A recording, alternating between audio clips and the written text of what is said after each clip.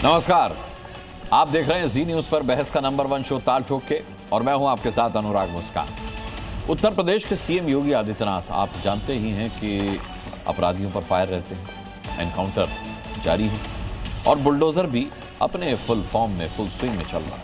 इस बीच सीएम योगी लगातार अखिलेश के शासनकाल पर सवाल उठाते रहे। अब योगी ने सीधे अखिलेश को कटघरे में खड़ा कर दिया है जब उन्होंने सीधे और साफ शब्दों में कहा कि पिछली सरकार में खुद मुख्यमंत्री गुंडों के आगे नाक रगड़ता था। योगी के इस बयान पर भड़की समाजवादी पार्टी ने योगी राज पर सवाल खड़े किए, लेकिन योगी के बयान से छिड़ी बहस इतनी आसानी से खत्म होने वाली नहीं, क्योंकि यह सियासी तकरार 2027 की टक्कर का संकेत देता है। सबसे बड़ा सवाल यह है कि क्या यूपी में 2027 की पिच तैयार हो रही है?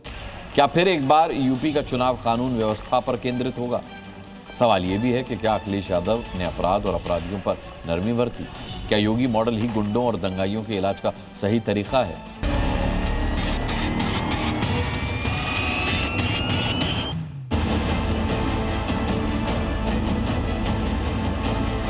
हर जिले में इनके द्वारा पाले गए गुंडे अराजकता फैलाते थे, माफियागिरी फैलाते थे। उन माफिया के सामने, उन गुंडों के सामने, उन दंगाइयों के सामने इस समाजवादी पार्टी के नेता, इनके मंत्री और इनका मुख्यमंत्री नाक रगड़ करके उनको दंगों करने की छूट देती थी। नाक रगड़ती हुई तस्वीर हो, आप तो 5 कालिदास मार्ग में हो, सूचना विभाग के पास कोई फोटो हो, मीडिया आर्काइव में कोई फोटो हो तो दिखा दो। हमारे यहाँ भी घुसपैठ नहीं है। मुख्यमंत्री जी उत्तराखंड के हैं, हम तो चाहते हैं उत्तराखंड भेज दिया जाए। केवल यही घुसपैठी नहीं है, विचारधारा से भी घुसपैठी कि अगर बेटे की सुरक्षा के साथ खिलवाड़ किया तो तय मानिए कि अगले चौराहे पर यमराज टिकट काटने के लिए खड़ा होगा, छोड़ेगा नहीं।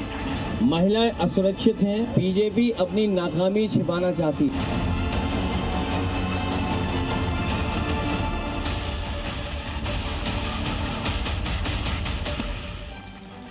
चलिए, मैं इंट्रोडक्शन करा देता हूं अपने पैनल से और उसके बाद सीधे चर्चा में आते हैं। राकेश त्रिपाठी हमारे साथ जुड़ चुके हैं, भारतीय जनता पार्टी के प्रवक्ता। डॉक्टर अजीज खान समाजवादी पार्टी से प्रवक्ता हमारे साथ जुड़ चुके हैं। वरिष्ठ पत्रकार अनंत विजय कुछ ही पलों में हमारे साथ जुड़ने वाले हैं। इसके अलावा आप देख सकते हैं आरएलडी के प्रवक्ता रोहित अग्रवाल हमारे साथ आज डिबेट का हिस्सा रहेंगे। डॉक्टर एमएच खान राजनीतिक विश्लेषक के तौर पर हमारे साथ ज्वाइन हो चुके हैं। प्रशांत रायकवार कांग्रेस के प्रवक्ता कुछ ही पलों में हमसे जुड़ेंगे। अब सबसे पहला सवाल राकेश त्रिपाठी जी, अभी इस रिपोर्ट में हम देख रहे थे समाजवादी पार्टी के लोगों का कहना है कि अगर एक भी तस्वीर 5 कालिदास मार्ग में नाक रगड़ते हुए मिली हो तो दिखाइए, मीडिया आर्काइव में हो तो दिखाइए, या फिर इतिहास के किसी पन्ने पर हो कि अखिलेश यादव या उनके नेता अपराधियों और माफियाओं के सामने नाक रगड़ रहे हैं तो दिखाइए। और अगर ऐसी कोई तस्वीर नहीं है, इस बात का कोई सबूत नहीं है, तो फिर इस तरह की बयानबाजी का क्या मतलब है? लगता है कि शायद शब्दावली, मुहावरा, लोकोक्ति, इन बातों को शायद अखिलेश जी ने ना समझा है, ना कभी जाना है। नाक कटाना भी एक शब्द होता है। जब नाक कटा देते हैं तो लोग कहते हैं इज्जत चली गई है, इसका मतलब होता है कि नाक कटा दी है। नाक रगड़ने का अर्थ भी घुटने टेक देना या नाक रगड़ना, इनके अर्थ होता है कि आपने आत्मसमर्पण कर दिया है, उनके सामने हार मान ली है, आप उनके सामने पूरी तरह से आप शक्तिहीन हो गए।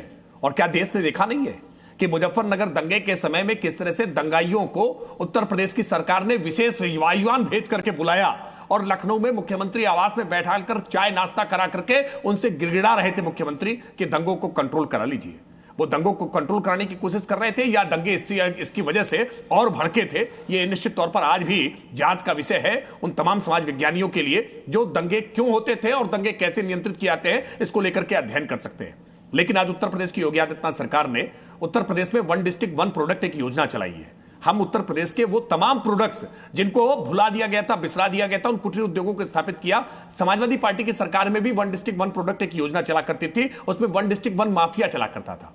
पैरेलल साम्राज्य बांट रखे थे कि कैसे आप पूर्वांचल जाएंगे तो वहां पर आपको मुख्तार अंसारी की बादशाहत दिखाई पड़ेगी, आप प्रयागराज के क्षेत्र में जाएंगे तो कैसे आपको अतीक अहमद की वहां बादशाहत दिखाई पड़ेगी, अयोध्या अंबेडकर नगर के आसपास जाएंगे तो कैसे खान मुबारक आपको दिखाई पड़ेगा, लखनऊ के आसपास कैसे सलीम सोहराब रुस्तम जैसे कुख्यात अपराधी आपको दिखाई पड़ेंगे, पश्चिम उत्तर प्रदेश में कैसे मुकीम काला जैसे अपराधी आपको दिखाई पड़ेंगे। पूरा साम्राज्य बांट के रखा हुआ था। लेकिन आज उत्तर प्रदेश में योगी आदित्यनाथ सरकार आने के बाद से 31,000 अपराधियों को हमने आज जेल की सलाखों के पीछे भेजने का काम किया है। एनकाउंटर में 10,000 से ज्यादा अपराधी आज घायल हुए हैं जो अपने पैरों पर खड़े नहीं हो सकते, और 256 अपराधी ऐसे हैं जिनको इहलोक से परलोक की यात्रा कराई है। जिन अपराधियों से उत्तर प्रदेश की सामान्य जनता भय से कांपती थी, आज वो अपराधी भय से कांप रहे हैं और जनता निर्भय हुई है। यही योगी आदित्यनाथ सरकार का जीरो टॉलरेंस का मॉडल है, जिसके कारण से आज पूरे देश भर में अगर राष्ट्रीय औसत देखा जाए क्राइम रेट का, तो उत्तर प्रदेश आज 22वें स्थान पर है। आज हत्या के मामले, हत्या के प्रयास के मामले, डकैती के मामले, लूट के मामले, इन सब में उत्तर प्रदेश की गणना 18 से लेकर के 24वें 26वें स्थान पर है। आज क्राइम अगेंस्ट वुमेन के मामले में उत्तर प्रदेश ने बेहतरी अपनी हासिल करने का काम किया है। उत्तर प्रदेश में कहीं पर भी महिलाओं के खिलाफ कोई अपराध होता है तो सबसे तेज गति से न्याय मिल रहा है, सबसे तेज गति से सजा हो रही है। ऑपरेशन कन्विक्शन चलाया उत्तर प्रदेश में। उत्तर प्रदेश की चौपट हो चुकी कानून व्यवस्था को हमने दुरुस्त करने का काम किया और सांप्रदायिक दंगे पूरी तरह से बंद करने का काम किया, वरना हर हफ्ते में सांप्रदायिक दंगा होता था। कर्फ्यू उत्तर प्रदेश की नियति बन चुकी थी। कोई उत्तर प्रदेश का ऐसा जिला नहीं बचा था जहां कर्फ्यू ना लगाना पड़ता हो, लेकिन आज उत्तर प्रदेश में कर्फ्यू नहीं लगाना पड़ता। कोई तौकीर रजा यह सोचे कि वो बरेली को डिस्टर्ब कर देगा, वहां की आबो हवा को बिगाड़ देगा, अमन चैन को चुनौती देगा, नहीं हो सकता है। तौकीर रजा जैसे लोगों को घुटनों पर लाने का काम योगी आदित्यनाथ सरकार कर सकती है। किसी सरकार में इतनी क्षमता नहीं रही। ये ऐसे मुल्ला मौलवियों के से सामने नाक रगड़ते थे, और ये नाक रगड़ते शब्द जब कह रहा हूं ना, तो वास्तविकता में नाक रगड़ने का मतलब नाक रगड़ना नहीं होता है। नाक रगड़ने का मतलब घुटने टेक देना होता है, अब घुटने आपको सरेंडर कर देना होता है, आत्मसमर्पण कर देना होता है, शक्तिहीन हो जाना होता है। यही शक्तिहीनता तो उत्तर प्रदेश की पुलिस में तो नहीं हो सकती थी, वरना उत्तर प्रदेश की यही पुलिस तो आज कार्रवाई कर रही है। नेतृत्व में संकल्प शक्ति का अभाव था। योगी आदित्यनाथ सरकार में आज संकल्प शक्ति है, यही पुलिस कार्रवाई कर रही है, वरना आजम खान की भैंसे ढूंढवाने का काम यही अखिलेश सरकार इस पुलिस से कराते थे। ठीक है डॉक्टर अजीज खान, आजम खान की भैंसे उत्तर प्रदेश की पुलिस से ढूंढवाने से लेकर के और तमाम माफियाओं का ऐसा नाम गिनाया है जिनके इलाके बटे हुए थे। अब सवाल ये उठता है कि इन माफियाओं का सफाया हुआ है जब से योगी आदित्यनाथ की सरकार आई है, तो ये माफिया पनपे और पले किसके रहमो करम पर थे, ये सवाल तो पूछा जाएगा। और इत्तेफाक की बात है कि उससे पहले आपकी सरकार थी। अनुराग भाई, सबसे पहला सवाल तो ये है, क्या माफिया खत्म हो गए? माफिया नहीं है। चंद 2-3 नामों को लेकर के जिस तरह ढोल पीटा जा रहा है कि साहब माफिया खत्म कर दिया, और कैसे और किन परिस्थितियों में क्या क्या हुआ उस पर मैं नहीं जाना चाह रहा, लेकिन ये ढोंग जो पीटा जा रहा है, ये जो क्रेडिट लिया जा रहा है, क्या उत्तर प्रदेश में अपराध नहीं हो रहा है? आज अपराधी बिल्कुल बेखौफ घूमता है। चंद लोगों के साथ इस तरीके से व्यवहार करके, चंद लोगों का इनकाउंटर करके, क्या आप समझते हैं कि जंगल राज जो आपने पैदा कर दिया वो खत्म हो गया? आज भी अपराधी बेखौफ घूम रहा है। अगर अखबार आप उठा लीजिए सुबह का, तो अखबार रंगा रहता है कि साहब यहाँ क्राइम हुआ, यहाँ मर्डर हुआ, यहाँ चोरी हुई, यहाँ डकैती हुई। आज उत्तर प्रदेश पूरी तरह से पूरे देश में अपराध के रिकॉर्ड में अपना नाम रोशन कर रहा है। अभी बहन बेटियों के ऊपर जो अत्याचार हो रहे हैं, जिस तरह उनका उत्पीड़न हो रहा है, एनसीआर भी कहा खड़ा है। अरे तो बहन बेटियों पर हाथ डालने वालों का एनकाउंटर हो रहा है, उसका भी तो जिक्र कर दीजिए। अरे सर सुनिए, सरकार का नियंत्रण वो खत्म हो गया है। सरकार सिर्फ बयानबाजी करके, अपनी लफाजीगिरी करके, बयानबाजी करके तोबगी ले रही है। बाकी ये बयानबाज लोग हैं। हकीकत ये है कि जो अपराधी है उसका मनोबल आज भी बढ़ा है और बड़े स्तर पे बढ़ा है। अपराधी पूरी तरह से बेखौफ घूम रहा है, अपराध जबरदस्त हो रहा है, चोरी हो रही है, डकैती गांव गांव में चोरी हो रही है। आज आप देखिए किस तरह गांव गांव में चोरी हो रही है, डकैती हो रही है, लोग परेशान हैं, लोग चैन से सो नहीं पा रहे। कैसे, क्यों, कौन सा कहाँ की बात कर रहे हैं आप? कहाँ नहीं सो पा रहे चैन से? कहाँ खौफजदा हैं लोग? जरा बताइए मुझे, कौन किस इलाके की बात कर रहे हैं? जानकारी नहीं है कि गांव में इस तरीके से लोग पहरा दे रहे हैं। गांव में लोग पहरा दे रहे हैं। आज के किस गांव में पहरा दे रहे हैं भाई? अरे भाई, सभी मैक्सिमम गांव में पहरा दे रहे हैं। रात में जो चोरी कर रहे हैं लोग, डकैती कर रहे हैं। आपको तो सब पता होना चाहिए।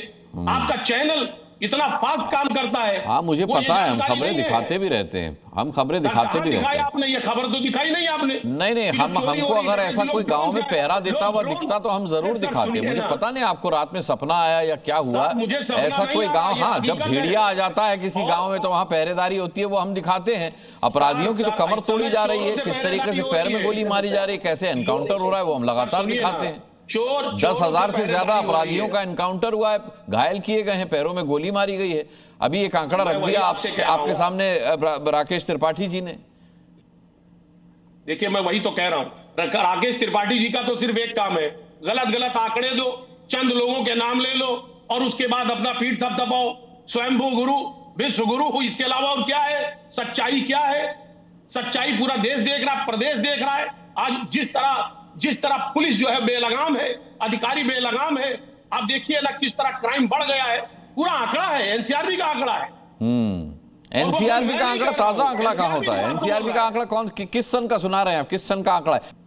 देखिए मुस्कान जी, बहुत सीधा सा मसला है कि उत्तर प्रदेश आज जंगल राज में बदल गया है। यहां पर अपराधी बेखौफ है, चोरी डकैती तक गांव-गांव में हो रहा है, लोग परेशान हैं, हैरान हैं।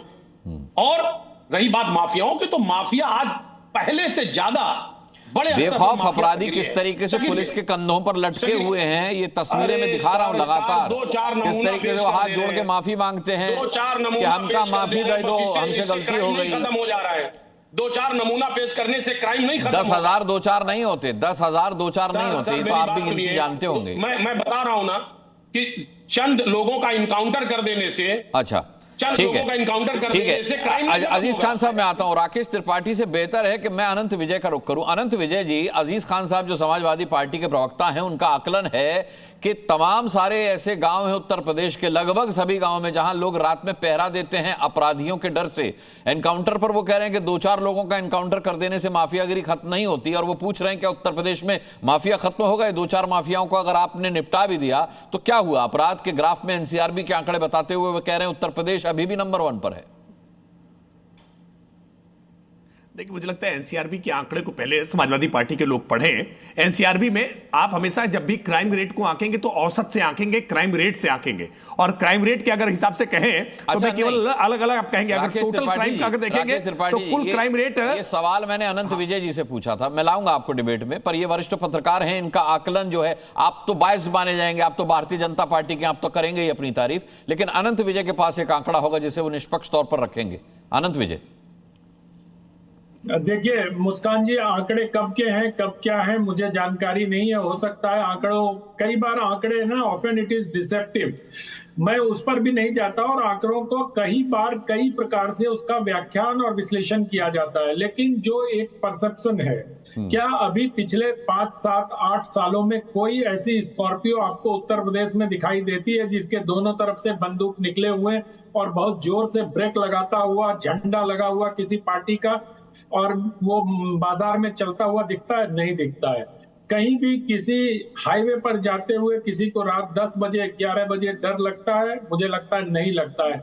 मैं अभी लखनऊ गया था, हाईवे इतना सुनसान था, आगरा लखनऊ एक्सप्रेस वे, जिस पे चलने में किसी प्रकार का कोई भय नहीं था। तो वो तो समाजवादी पार्टी ने बनवाया ना, लखनऊ एक्सप्रेस हाईवे जो है जिसका आप जिक्र कर रहे हैं, वो तो अखिलेश यादव ने बनवाया है। अब इस पर भी विवाद है अनुराग जी की वो बहन मायावती जी के समय में पास हुआ था, वो सारी चीजें राजनीति है। राजनीति का क्या है, वो तो बनवाया किसी ने हो, वो तो सतत प्रक्रिया है विकास की, जो हर कोई भी आएगा उसको रोक नहीं सकता। अब खुदा न खास्ते अगर सरकार उत्तर प्रदेश में फिर से योगी जी की आ सकती है तो आ जाती है, तो फिर वही कहा जाएगा। या अगर समाजवादी पार्टी की सरकार आ जाती है तो समाजवादी पार्टी तो इकाना स्टेडियम से लेके और जयप्रकाश नारायण स्मारक तक का दावा करती है। और अभी बहन मायावती जी ने भी कह ही दिया कि उन्होंने जो वादे, जो काम करवाए थे, उसका किस प्रकार से समाजवादी पार्टी की सरकार के दौरान रखरखाव हुआ था। तो उस राजनीति के आरोप प्रत्यारोप में मैं नहीं जाता हूं, लेकिन जो जनरल परसेप्शन उत्तर प्रदेश में है वो ये है कि सरकार का, सत्ता का, पुलिस का इकबाल कायम हुआ है पिछले 7-8 सालों में, और अपराध के दर में मुझे लगता है कि निश्चित रूप से कमी आई है। और इसको आप इन्वेस्टमेंट के आंकड़ों से देख सकते हैं, क्योंकि इन्वेस्टमेंट और अपराध दोनों एक दूसरे से जुड़ा हुआ है। आप देखिए बिहार में अभी चुनाव चल रहे हैं, बिहार में अगर 15 वर्षों पूर्व किसी प्रकार का इन्वेस्टमेंट आना बंद हो गया था तो उसके पीछे बिहार का जंगल राज था। लेकिन आज उत्तर प्रदेश $1 ट्रिलियन इकोनॉमी को अगर एम कर रहा है, और आज अगर नोएडा, ग्रेटर नोएडा से लेके 1 डिस्ट्रिक्ट 1 प्रोडक्ट की सफलता के पीछे राज यही है। मैं उसको उस लिहाज से देखता हूं कि जहां भयमुक्त होकर कारोबारी अपना कारोबार कर सकें, तो मुझे लगता है कि वहां अपराध की कमी हुई होगी। और उत्तर प्रदेश के निवासी होने के नाते मुझे वहां अपराध में कमी दिखाई देती है। और सबसे बड़ी बात यह है कि कोई गुंडा, कोई मवाली अगर कोई अपराध करता है तो वो डरता है कि पुलिस उस पर कार्रवाई करेगी। अपराध रुक नहीं सकता इस देश में या कहीं भी, क्योंकि सोशियोलॉजी का एक टर्म है कि अपराध तो होते रहेंगे, क्योंकि वो समाज में एक जो प्रेशर है उसको ईज करने का तरीका भी है। ये सोशियोलॉजी की थ्योरी है। लेकिन मैं उससे अलग हटके आपसे बात करता हूं। अपराध होंगे, लेकिन अपराध के बाद कार्रवाई क्या होती है? क्या अपराधियों को मुख्यमंत्री के साथ कंधे से कंधा मिलाकर दिखाई देता है कोई अपराधी आपको? क्या जिन अपराधियों के नाम विरोधी दल लेते हैं, फलाना सिंह फलाना सिंह फलाना सिंह, क्या वो मुख्यमंत्री के साथ किसी दावत में आपको नजर आते हैं? क्या मुख्यमंत्री के साथ मंच पर वो नजर आते हैं? मुझे लगता है कि उसमें बहुत कमी आई है। जिस प्रकार से मुख्तार अंसारी, अतीक अहमद आदि सत्ता के शीर्ष पर बैठे हुए व्यक्तियों के साथ दिखाई देते थे, वो भी दिखना कम हो गया है। तो ऐसा नहीं है कि अपराध ऐसे हो गए कि डकैती, चोरी और इस तरह की चीजें हो रही हैं। थोड़ा अजीज खान साहब तो खैर जो वो विरोधी दल के नेता हैं, तो उनका ये धर्म भी है, राजधर्म है कि वो इन सब चीजों को बोलेंगे। लेकिन अगर आप उत्तर प्रदेश की जनता से पूछेंगे अनुराग जी, तो मुझे लगता है कि उत्तर प्रदेश में अपराध में कमी आई है। और न सिर्फ छुटपुट अपराध, बल्कि जो संगठित अपराध होते थे, जमीनों पर कब्जे, लूटपाट, ट्रक के ट्रक लूट लिए जाते थे, या आप देखिए मुजफ्फरनगर की तरफ से जाने वाले रास्तों पर लोग परिवार के साथ 7 बजे के बाद जाने में डरते थे। अब वो सब खौफ खत्म हो गया। अब उत्तर प्रदेश में आप कहीं भी बेखौफ होकर आ जा सकते हैं। जनता को और क्या चाहिए? जनता तस्वीरें आप जो जैसा बोल रहे हैं अतीक अहमद के साथ, अफजाल अंसारी के साथ, ये सब तस्वीरें मैं चला रहा हूं। ये अतीक अहमद के साथ किस तरीके का नेताजी का याराना, और ये शिवपाल यादव के साथ मुख्तार अंसारी, ये तमाम सारी तस्वीरें हम लगातार चला रहे हैं अजीज भाई के लिए। लेकिन आपने कहा कि आप लखनऊ होकर आए और आप एक्सप्रेस वे पर गए। महत्वपूर्ण तस्वीर एक छूट रही है आपसे। हाँ, क्या कह रहे हैं? अतीक अहमद के कुत्ते के साथ हाथ मिलाने की मुख्यमंत्री की फोटो भी चलाई है। यही चेहरा हुआ करता था ना कि माफिया के कुत्ते से मंच पर हाथ मिलाते थे। अधिकारी क्या कार्रवाई करेंगे? पुलिस का मनोबल कहां रह जाएगा जब माफिया के कुत्ते से हाथ मिलाएंगे? अजीज भाई क्या कहना चाहेंगे आप इस पर? ये जो तस्वीरें हैं, रामराज आ गया क्या? छोड़ा है, रामराज आ गया, रामराज आ गया भैया, जिंदाबाद। इस रामराज में जी बोलिए सर, बोलिए। नहीं, मैं आता हूं आपके पास। एमएच खान साहब हमारे साथ हैं। डॉक्टर एमएच खान साहब, आप तो लखनऊ रहते हैं और लगातार दिल्ली लखनऊ आना जाना आपका रहता है, और मैं आपको उस कैटेगरी में भी रखता हूं जिस कैटेगरी में अनंत विजय कह रहे थे कि आप आम जनता के नजरिए से पूछिए। आप राजनीतिक विश्लेषक तो हैं ही, लेकिन आप आम जनता के बीच रहते हैं, तो आम जनता के नजरिए से भी बता सकते हैं जो बात अनंत विजय ने कही वो सच है, या जो डॉक्टर अजीज खान कह रहे हैं वो सच है? नहीं, दोनों की बात गलत है। अजीज खान जो कह रहे हैं वो भी गलत है, आनंद जी जो कह रहे हैं उनके कहने के हिसाब से जगता है रामराज आ गया। अभी रायबरेली में एक वाल्मीकि समाज के आदमी को मार मार के पीट के मार डाला, उसको कहां से रामराज आ गया भाई? अरे भैया वो संगठित अपराध की बात कर रहे हैं। मैं तो कह रहा हूं ये जो भी हो रहा है ये गलत है और इस पर भी कार्रवाई होनी चाहिए। संगठित अपराध की बात हम नहीं कर रहे हैं, हम तो जनरल बात क्यों नहीं कर रहे हैं? माफिया, जब हम माफियाओं की बात कर रहे हैं, जब मुख्यमंत्री ने कहा कि पिछली सरकारें, उनके नेताओं के मुख्यमंत्री माफियाओं के आगे नाक रगड़ते थे, तो बात माफिया की होगी ना। ये जो आप अपराधों की बात कर रहे हैं ये दुर्भाग्यपूर्ण है, नहीं होने चाहिए। लेकिन जिस तरीके से हम अतीक अहमद, अफजाल अंसारी के साथ नेताजी की, शिवपाल यादव की, मुख्यमंत्री जब रहे अखिलेश यादव, उनकी तस्वीरें दिखा रहे हैं, और एक तस्वीर का कुत्ते से हाथ मिलाने वाली का जिक्र राकेश त्रिपाठी कर रहे हैं, कम से कम अब ऐसी तस्वीरें देखने को नहीं मिलती। वो माफिया अब नहीं रहे, ये तो आप मानेंगे? नहीं, हम कहां कह रहे हैं? हम इसको कहां सपोर्ट कर रहे हैं? हाँ। हम तो कह रहे हैं कि 300 से 400 दंगे समाजवादी पार्टी के साल में हुआ। लेकिन आनंद विजय जो कह रहे हैं कि बिल्कुल रामराज आ गया है, तो मैं इससे सहमत नहीं हूं। आनंद विजय ने कभी नहीं कहा रामराज आ गया। उन्होंने कहा कि उन्होंने कहा संगठित अपराध में कमी है। एक राकेश त्रिपाठी को बैठाया। नहीं, आप समझिए आप बात को। बहन मायावती जी के जमाने में एक अपराधी नहीं, एक एमपी उनका जो आजमगढ़ का एमपी था, और उसने जमीनों पर कब्जा करने का प्रयास किया था। डीएम एसपी नहीं बोल पा रहे थे, और उन्होंने खबर पहुंचाई बहन कुमारी मायावती जी के पास तक। एसपी को बुलाया चाय पे कि आ जाओ चाय पिलाएंगे तुमको, और फिर जब चाय पे आ गए तो एसएसपी को बुला के कहा ले जाओ इनको। शासन ये होता है, शासन ये नहीं होता है कि आप कह दिए 10,000 लोगों को, 10,500 लोगों को ठोक दिया हमने। ठोकने का काम है ना, कानून व्यवस्था। आपका जिस तरह की भाषा का इस्तेमाल योगी आदित्यनाथ जी करते हैं वो संवैधानिक भाषा है? अनंत विजय जी बताएंगे कि ठोक दूंगा, मिट्टी में मिला दूंगा, जहन्नुम का टिकट कटा दूंगा, ये बताएंगे अनंत विजय जी? अपराधियों के लिए इस भाषा का मैं समर्थन करता हूं। अपराधियों के लिए, माफियाओं के लिए मुख्यमंत्री की इस भाषा का मैं समर्थन करता हूं। मैं नहीं चाहता कि सुसंस्कृत भाषा में अपराधियों को संबोधित किया जाए। अपराधियों की मानसिकता को उन्हीं की मानसिकता वाले शब्दों के साथ चोट पहुंचानी होगी। अनुराग जी सिर्फ इतना है, आप उस तरह की बातें नहीं करना चाहिए। देखिए अब आप न्यायालय को बंद कर दीजिए फिर। नहीं, क्यों नहीं बंद कर देंगे न्यायालय को? हाई कोर्ट को क्यों बंद करेंगे न्यायालय को? सबको ठोक कर दिए। क्यों बंद कर देंगे? सबको ठोकने की बात किसने कही? किसने कहा सबको ठोकने की बात?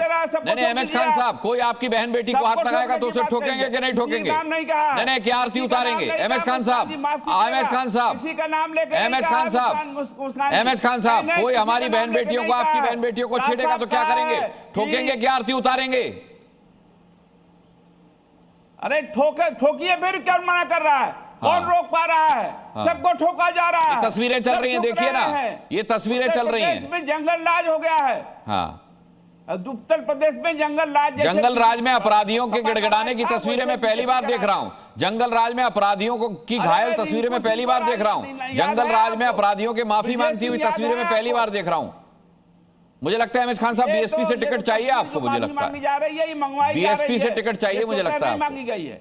मैं तो आप पर इस पर डिबेट कर चुका हूं। ये स्वतः नहीं मांगी जा रही है, ये मंगवाई जा रही है कि हम गलती नहीं करेंगे। गलती क्या नहीं करेंगे कि आई लव मोहम्मद का तख्ती नहीं उठाएंगे। अरे आई लव मोहम्मद तो मैं भी कहता हूं, आई लव मोहम्मद से किसी को कोई आपत्ति थोड़ा ही है। आई लव मोहम्मद की आड़ में जो चल रही है गुंडागर्दी, आपत्ति उससे है। उसी पर ठोका जा रहा है ना, उसी पर ठोका जा रहा है। किसी को नहीं ठोका जा रहा आई लव मोहम्मद पर। ये फेक न्यूज मत फैलाइए, ये फेक न्यूज मत फैलाइए। अनंत विजय कुछ कहना चाह रहे हैं आपकी बात पे, फिर मैं रोहित अग्रवाल जी का रुख करता हूं। अनंत विजय जी जरा करेक्ट कीजिए अहमद खान साहब। मैं सिर्फ इतना कह रहा हूं कि अहमद खान साहब को ये याद दिलाने की आवश्यकता है कि जिस अतीक अहमद का नाम वो ले रहे थे बहन मायावती जी के संदर्भ में, वो उनकी भी पार्टी के सांसद रह चुके हैं, इसलिए उस अतीत को भी मत भूलिए। और दूसरी बात, मुख्यमंत्री की जिस भाषा की आप बात कर रहे हैं, अगर बीमारी गंभीर हो जाती है तो वो दवाई से हल नहीं होता, उसके लिए शल्य क्रिया करना पड़ता है, ऑपरेशन करना पड़ता है, और ये भाषा उसी ऑपरेशन का एक हिस्सा है। और ठोकेंगे जब मुख्यमंत्री कहते हैं तो कानूनी तौर पर ठोकेंगे कहते हैं, उसमें क्या दिक्कत है? कोई ऐसा मुख्यमंत्री पैदा नहीं हुआ जो इस तरह की गंदी भाषा का इस्तेमाल करता है। कोई गंदी भाषा नहीं है, मैं कोई गंदी भाषा नहीं है, कोई गंदी भाषा नहीं है। आपके दिमाग में गंदगी है, आपके नजरिए में गंदगी है, भाषा में गंदगी नहीं है, भाषा में गंदगी नहीं है। आपने गलत इस्तेमाल किया। नहीं, भाषा में गंदगी नहीं है। देखिए सुनिए, विराट कोहली भी सैकड़ा ठोके हैं, सचिन तेंदुलकर ने भी सेंचुरियां ठोकी हैं, अपराधी भी ठोके जाएंगे। उसमें क्या गंदा है, क्या गलत है, क्या गंदी भाषा है इसमें? अहमद खान साहब, क्या गंदी भाषा मुझे बताइए। आपके दिमाग में क्या चल रहा है? आपके दिमाग में क्या चल रहा है बताइए। मुस्कान जी जरा बताइए। हम बता रहे हैं, देखिए आपको, गोमती नगर में बारिश के समय में 2 लड़की को छेड़ा गया तो विधानसभा में मुख्यमंत्री जी ने नाम पढ़ा, और पढ़ा का एक कहा यादव, एक कहा मुसलमान। और उसके बाद जब मकबरा वाला कांड हुआ तो उसमें वित्त मंत्री जी जब नाम पढ़ने गए तो कहा नहीं पढ़ो, रहने दो, क्योंकि सारे हिंदू थे उसमें। अच्छा, ये कमाल करते हैं अनंत विजय जी। अबे कमाल है, वहाँ पूरा छूट दे दिया आपने।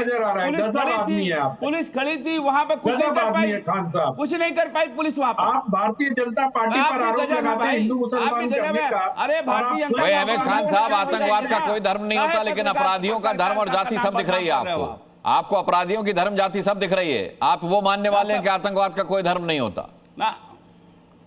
हाँ बिल्कुल, पूछिए, सही सवाल पूछा। बिल्कुल।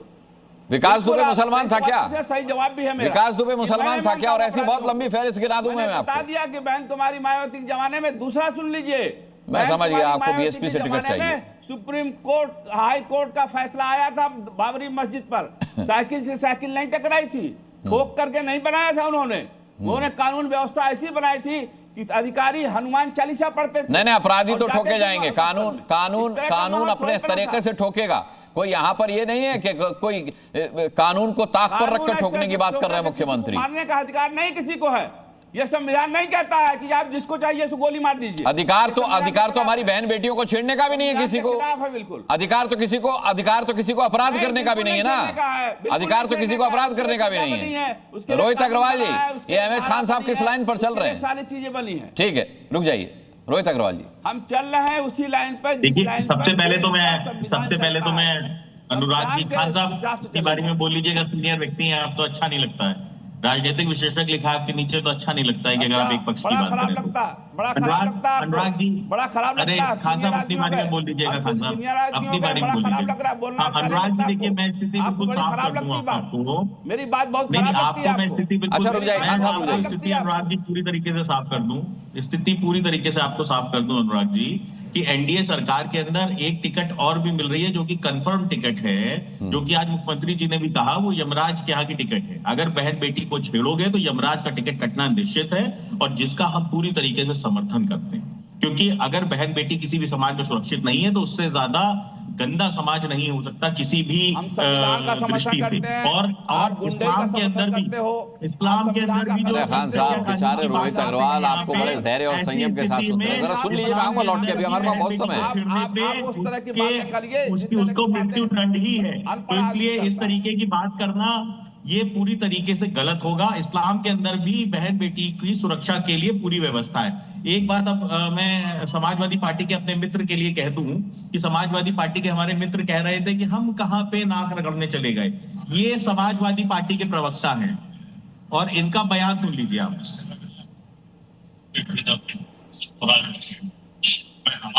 मैं फिर से सुनवा दे रहा हूँ। समाजवादी नेता है, रोहित जी सुनाई नहीं दे रहा, स्पष्ट नहीं है। हाँ, तो मैं आपको एक वीडियो भी भेज रहा हूँ, राज्य अपने चैनल पे चला लीजिएगा। वो साफ साफ कह रहे हैं हम नाक रगड़ें, डांस करें, सिर रगड़ें। तो ये इनके राजकुमार भाटी, इनके समाजवादी पार्टी के बड़े नेता हैं, प्रवक्ता भी हैं, आपके चैनल पे भी दिखाई पड़ते हैं। ये साफ तौर पे कह रहे हैं कि हम अपराधियों के नाक रगड़ें, नाचें, डांस करें, उससे किसी से क्या मतलब है, हम करेंगे। तो ये समाजवादी पार्टी का खुद का बयान है, ये हम नहीं कह रहे हैं कि आप नाक रगड़ रहे हैं। मैं इसकी पुष्टि नहीं करता। राजकुमार भाटी का भी ताजा बयान है, मैंने अपने ट्विटर से आज ट्वीट भी किया है। तो समाजवादी पार्टी की तो चरित्र ही यही है कि वो अपराधियों के साथ खड़े होने वाले लोग हैं। तो उनको तो जब अपराधियों के ऊपर कार्रवाई होगी तो उनको दुख होगा ही होगा, उनको गम होगा ही होगा, और उनको उसका विरोध करना ही करना है। और किसी भी समाज के अंदर अगर अपराध मुक्त किया जा रहा है उस समाज को, तो कड़ा संदेश देना पड़ेगा। किसी भी अपराधी को कानून के नाम पे पर्दा डालने की व्यवस्था ये खत्म होनी चाहिए, क्योंकि कानून के नाम पे, कोर्ट के नाम पे, हमको भी पता है हमारे कोर्ट के अंदर कहीं ना कहीं एक लंबी पैरवी के बाद सजा मिल पाती है। और ऐसी स्थिति में क्या बहन बेटियां हमारी नुचती रहेंगी, उनका चीरहरण होता रहेगा? और हर व्यक्ति को अपनी बेटी है तो सुरक्षित चाहिए, परंतु समाज की बेटी उसको सुरक्षित नहीं चाहिए। ये तो बड़ा ही घिनौना चेहरा है कहीं ना कहीं। और इस बेटी के सुरक्षा के ऊपर कैसे विपक्ष वाले बोल लेते हैं, मैं तो ये अचंभित हूं। अरे बेटी की सुरक्षा की बात हो रही है और उसके ऊपर ये कह रहे हैं कि साहब एनकाउंटर करना गलत है। अरे बिल्कुल तुरंत गोली मार देनी चाहिए अगर बेटी की सुरक्षा की बात हो तो ऐसी स्थिति में कहीं ना कहीं जो विपक्ष का चेहरा है वो जनता के सामने आ चुका है। आज पूरी तरीके से संगठित अपराध पूरी तरीके से खत्म हो गया है। खान साहब ऐसे उंगली मत उठाइए, इस्लाम के अंदर भी व्यवस्था है कि अगर बेटी का चीरहरण हो रहा है तो उस व्यक्ति को तुरंत मृत्यु दंड मिलना चाहिए। ये इस्लाम में, शरिया कानून में भी व्यवस्था है। तो इसलिए ऐसे उंगली मत उठाइए, क्योंकि बेटी की सुरक्षा की यहाँ पे बात हो रही है। खान साहब उस समय अगर आप ऐसे उंगली उठाएंगे तो ये कहीं ना कहीं गलत मैसेज जाता है, ये देश के अंदर गलत मैसेज जाता है, ये आपकी पार्टी की तरफ गलत मैसेज जाता है। अरे यार नहीं, भाई साहब मैं दादागिरी नहीं कह रहा हूँ, मैं तो आप मुसलमान हैं, इसलिए मैं आपको ये कहने की कोशिश कर रहा हूँ कि आप गलत उंगली उठा रहे हैं। आप बहन बेटियों की आबरू के लूटने के समर्थन में उंगली उठा रहे हैं, इसलिए मैं आपको, आप मेरे मित्र हैं, आप मेरे मित्र हैं, इसलिए आप गलत उंगली उठा रहे हैं, इसलिए मैं आपको कह रहा हूँ कि आपको नहीं उठानी चाहिए, क्योंकि शरिया के अंदर, इस्लाम के अंदर भी व्यवस्थाएं हैं। और ऐसी स्थिति में इस तरीके से अगर आप कहीं ना कहीं बहन बेटियों की चीरहरण के ऊपर अगर आप समर्थन करने के लिए बोलते हैं या मेरी आवाज को दबाने की कोशिश करते हैं, तो ये गलत संदेश जाएगा, ये गलत संदेश जाएगा। क्या आप मुझे बताइए, देश की बहन बेटियां सुरक्षित नहीं होनी चाहिए? देश की बहन बेटियां सुरक्षित नहीं होनी चाहिए? देश की बहन बेटियों की तरफ गलत कदम उठाने वालों की आंखें नहीं फोड़ देनी चाहिए? क्या आप उसके बाद भी आप कहेंगे कि ये एनकाउंटर गलत है? क्या आप उसके बाद भी कहेंगे कि उन अपराधियों को हम जेलों में रख के रोटियां खिलवाएं? तो आपको तो कम से कम खान साहब इसका तो समर्थन करना चाहिए, बहन बेटियों की आबरू का तो समर्थन करना चाहिए। कम से कम देश के ऊपर जो संकट आ रहा है उसका तो आपको कम से कम समर्थन करना चाहिए। आप भी हमारे देश के वासी हैं। प्रशांत रायकवार है मेरे साथ कांग्रेस से, तो आपको कम से कम बहन बेटी की सुरक्षा के लिए अहमद खान साहब रुक जाइए। तो स्थिति साफ है अहमद खान साहब, अब मैं आता हूँ। तरीके से साफ है। समाजवादी पार्टी के नेता खुद कह रहे हैं कि हम नाक करेंगे, हम डांस भी करेंगे अपराधी के यहाँ जाके। ठीक है, रोहित अग्रवाल जी मैं लौटता हूँ। प्रशांत रायकवार जी, सवाल ये कि कुछ तस्वीरें हम अपने चैनल पर भी चला रहे हैं। आप तो खैर हमजोली हैं समाजवादी पार्टी के उत्तर प्रदेश में, लेकिन सवाल ये उठता है कि अब ये कहा जा रहा है कि समाजवादी पार्टी को मुख्यमंत्री के बयान से आपत्ति इसलिए हो रही है क्योंकि उन्हें ऐसा लग रहा है कि 2027 की बिसात योगी जी बिछा रहे हैं इस तरीके के बयान देकर के। देखिए अनुराग जी, बहुत बहुत धन्यवाद मुझे इस चर्चा में बुलाने के लिए, और सभी पैनलिस्टों को मेरा प्रणाम। आदरणीय राकेश भैया तो बहुत सीनियर है हमारे और मिलते रहते हैं।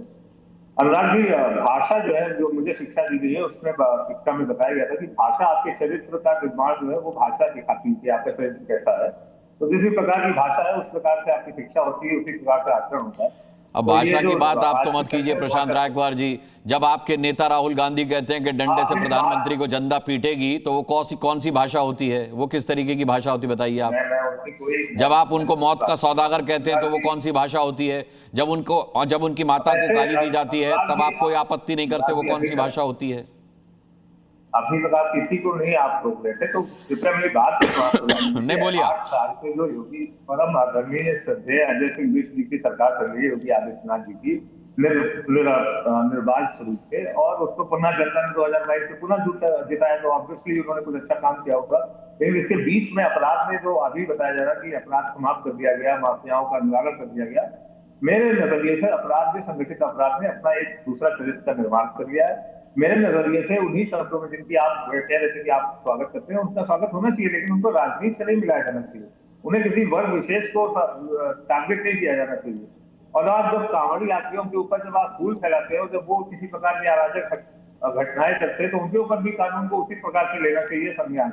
और अभी आप अनंत जी पूछ रहे थे कि कहाँ पे चोरी की घटनाएं हो रही है। अनंत विजय जी दैनिक जागरण से जुड़े हुए हैं, मैं बताता हूँ आपको। देवी पाटन मंडल में बहराइच से लेकर बलरामपुर से लेकर नेपाल से जुड़ी जितनी सीमाएं हैं, जिनपे नेपाल में क्रांति होने के बाद सतर्कता बढ़ा दी गई थी, पता होगा, संसदीय नगर से लेकर गोरखपुर से लेकर बहराइच से चला आता है वो पूरी पट्टी, वहां पे बहुत ही ज्यादा चोरी की घटनाएं, ना सिर्फ भेड़िया की चोरी की घटनाएं हैं। और लोग ग्रामीण जो है रात में उठ कर फेसबुक पे और अपने अपने सोशल मीडिया पे डालते रहे, और फिर उसका संज्ञान अभी तक सरकार ने नहीं लिया, और ग्रामवासी बहुत परेशान है। और वही सरकार जो 8 साल से अपने किसानों को यूरिया नहीं दे पा रही है, सुप्रीम कोर्ट के अंदर कहने के बाद कि आप बुलडोजर का जो आप प्रयोग करते हैं उसके लिए एक विधिक प्रक्रिया, आप विधिक प्रक्रिया के थ्रू जाइए ना।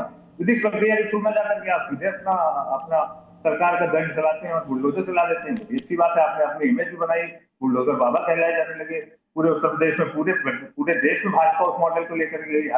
राकेश जी अभी बैठे हुए थे, मैं 2 दिन पहले राकेश जी को देख रहा था। हरियाणा में एक घटना हुई है जहाँ पे एक IPS ने आत्महत्या की, और वहाँ पे एक समाज के प्रति नहीं, आप 1 घटना 2 घटना 3 घटना गिना रहे हैं, ये दुर्भाग्यपूर्ण घटनाएं हैं, लेकिन यहाँ संगठित अपराध की बात हो रही है, यहाँ उस सरकार की बात हो रही है जो माफियाओं की चौखट पर सर नवाती थी। यहाँ उस मुख्यमंत्री की बात हो रही है जो माफियाओं के कुत्ते से हाथ मिलाते थे, उनकी बात हो रही है सर यहाँ पर।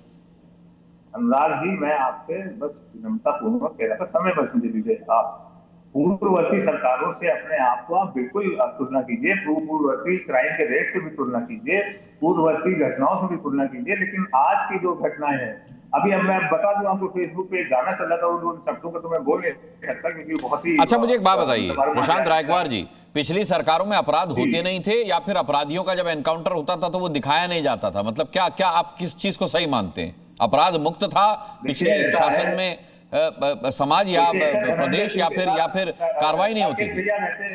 लखनऊ के रहने वाले, नेहरू एन्क्लेव के मेरे पड़ोसी हैं, धनंजय सिंह माफिया के साथ रहने वाले एक शूटर का भी एनकाउंटर पिछली सरकारों में हुआ, और भी बहुत सारे माफियाओं का एनकाउंटर हुआ, उसी नेहरू एन्क्लेव में हुआ था। राकेश जी मुस्कुरा रहे हैं, वही भी थे। लेकिन ऐसा उसका इस प्रकार से राजनीतिकरण नहीं किया गया, पहली बात। और दूसरी बात, पुलिस कितनी एफिशिएंट है, के वीडियो भी हमने देखे। नहीं, ये राजनीतिकरण से आपका क्या मतलब है, उसको भी स्पष्ट कर दीजिए। ये अपराधी जो हैं, ये दंगाई हैं, ये जो लंगड़ाते हुए माफी मांग रहे हैं, ये राजनीतिकरण क्यों लग रहा है आपको? हर प्रक्रिया को हर उस प्रक्रिया को जो चुनी हुई सरकार के द्वारा की जानी चाहिए, तो उसका धर्म बनता है, क्योंकि उसने जनता ने आपको मत देकर के इसी कार्य के लिए चुना। उसका राजनीतिकरण करना, उसका शो ऑफ करना, उसको एक प्रेजेंटेशन रखना कि हमने बहुत ही बेहतरीन तरीके से वो काम किया, जो कि नॉर्मली होता है, उसमें कौन सी बड़ी बात है। सरकार का काम है कि जिस प्रदेश की जो है आप चुने गए हैं प्रतिनिधि, वहां पे आप सरकार का काम है जनता की सुरक्षा करना, तो उस सुरक्षा का आप ढोल पीट रहे हैं। अरे आपकी तो बड़ाई तब होनी चाहिए कि जब आप किसानों को यूरिया दे। इसमें ढोल क्या पीटना? अगर कोई मुख्यमंत्री कह रहा है कि हमारी सरकार पहले वाली सरकारों की तरह नहीं है जो माफियाओं के आगे नाक रगड़ती थी, तो इसमें ढोल क्या पीटना हो गया? वो भी तो अपना रिपोर्ट कार्ड रख रहा है, उसमें दिक्कत क्या है? बात वहां से शुरू की थी, परम श्रद्धेय आदरणीय अजय सिंह बिष्ट जी की जो भाषा है, मैं वहीं से शुरू किया था कि अब आप उसका कोई भी संदर्भ निकाल लीजिए, राकेश जी आप कुछ निकाल लें, आनंद सर कुछ निकाल लें, या उसको किसी भी संदर्भ में हम उसको संदर्भित कर दें, लेकिन वो शब्द उचित नहीं है, लोकतांत्रिक मर्यादा में नहीं है। ठीक है, राकेश त्रिपाठी जी से जवाब लेता हूं। राकेश त्रिपाठी जी, देखिए अनुराग जी, आपने सुना, चाहे वो एमएच खान साहब हो, चाहे अजीज जी हो, चाहे प्रशांत हो, इन सबकी पीड़ा केवल इस बात की है कि मुख्यमंत्री की भाषा अपराधियों के प्रति बहुत कठोर है। हाँ, होनी चाहिए, अपराधियों को जी आदरणीय प्रातः स्मरणीय नहीं कहेंगे, भाषा भी उनके प्रति कठोर होगी और कार्रवाई भी पूरी तरह से कठोर होगी। आज परिवर्तन उत्तर प्रदेश की जनता महसूस कर रही है। समाजवादी पार्टी जिन मुद्दों को उठाती है, उन मुद्दों से ही इस बात की स्पष्टता हो जाती है। मैं देख रहा हूं कि अखिलेश यादव जी हर दिन दूसरे दिन लगातार ट्वीट के माध्यम से वो सांड को लेकर, गाय को लेकर के रोज कोई ना कोई मुद्दा उठाते हैं। ये सांड और गाय, ये बात सही है कि सांड और गाय से लोगों की समस्याएं थोड़ी बहुत बढ़ी, लेकिन ये सांड और गाय आखिरकार समाजवादी पार्टी के शासनकाल में क्यों नहीं दिखाई पड़ते थे? क्योंकि ये अवैध कत्लखानों में जाया करते थे। अवैध कत्लखाने बड़े पैमाने पर इन्हीं अपराध का पोषण करने का काम करते थे।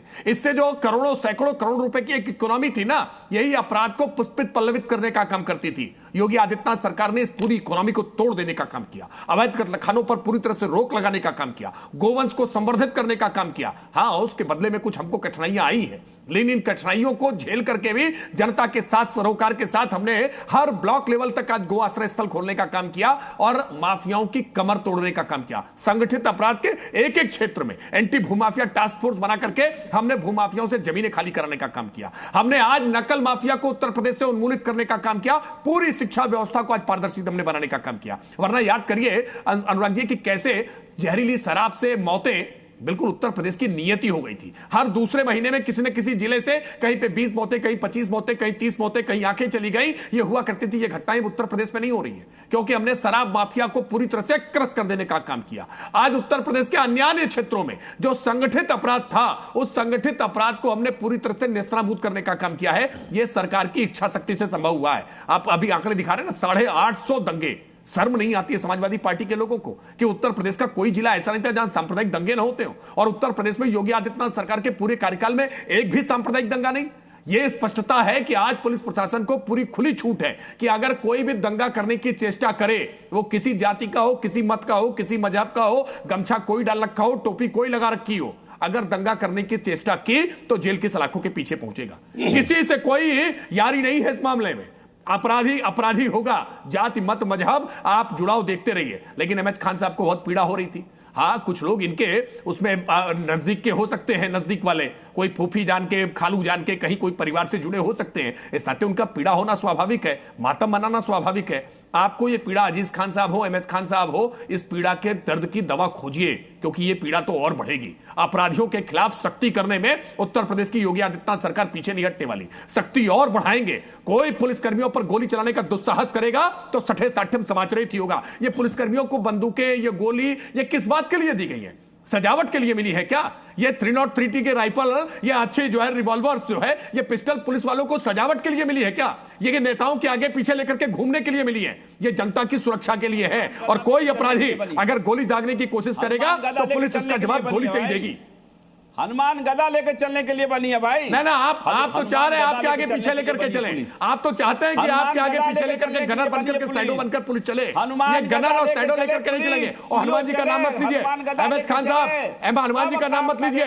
हनुमान जी का नाम लेने के लिए पहले आप नहा धोकर के पवित्र होकर आइए, नहा धोकर पवित्र होकर आइए। हनुमान जी का नाम अपराधियों के बीच में लेने की कोशिश मत करिए।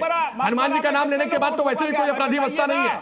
नहीं, हनुमान जी का नाम लेने के बाद कोई अपराधी बच नहीं सकता है। तमाम राक्षस हनुमान जी का नाम लेकर के दूर हो जाते हैं। हनुमान जी की गदा का नाम मत लीजिए आप, वरना गधा का जो है प्रकोप हो जाएगा आप पर। हनुमान जी की गदा का नाम लेने की चेष्टा मत करिए। कितना बुलवाओगे? नहीं, जय जयकार करिए, जय जयकार करिए, यही जरूरी है। हनुमान जी की जय जयकार होगी ही। जहां भी दुष्ट होंगे, जहां भी सख्त होंगे, जहां भी असुर होंगे, जहां भी आसुरी शक्तियां होंगी, वहां हनुमान जी के नाम से लोग डर करें गाएंगे। हनुमान जी को आदिवासी, हनुमान जी को आदिवासी नहीं मानते हैं। आपके मुख्यमंत्री जी ने कहा कि हनुमान जी तो सबके हैं, हनुमान जी तो आदिवासियों के भी है, हनुमान जी तो दलितों के भी है। आप चेष्टा करते हैं कि हिंदुओं के भीतर कैसे विभाजन किया जाए, कैसे हिंदुओं में हनुमान जी किसके देवता है, शिव जी किसके देवता है, ऐसा घोषित करने की चेष्टा की जाए। ऐसा होगा नहीं। अहमद खालिद साहब मत लीजिए हनुमान जी का नाम। आप अभी पैगंबर का नाम कोई लेता है तो आपको चिंता होने लगती है। मत लीजिए ना, क्यों आप अनावश्यक नाम ले रहे हैं? आप मत लीजिए भाई, अभी अनावश्यक कोई पैलाली और पैगंबर का नाम ले लेगा तो आपको परेशानी होगी। अजीज खान साहब का रुख करते हैं। नबी के भी गुस्ताखी बताने लगे। ठीक है, खान साहब रुक जाइए, खान साहब रुक जाइए। अजीज खान साहब, अभी आईना दिखाया राकेश त्रिपाठी जी ने आपको।